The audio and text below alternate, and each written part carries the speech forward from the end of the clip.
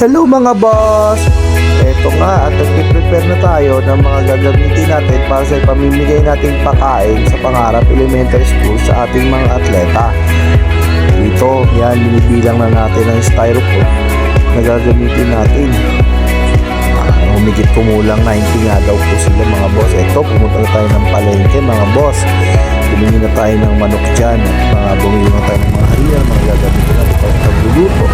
Yan, dahil na tayo ng murang-murang manok ng mga kapili. So yan, nagtanong na tayo dyan kung magkano yung kilo ng manok.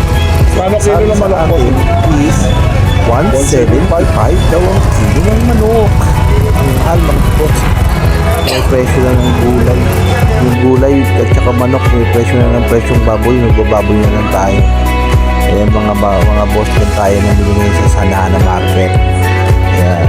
So, dito mga boss, may makikita tayo dito boss. Mga boss na 160 lang ang manok. Yan ang bibilihin natin kay nanay. 160 pesos lang ang kilo ng manok ni nanay. Kaya bumili tayo. Shoutout nga pala kay nanay. Kasi umabot ng 1.4 yung binili natin ng manok. Pero 1.2 lang yung binigay. Kasi sinabi ko nga, pamimigay lang din natin yan sa mga atleta. Shoutout sa'yo nanay.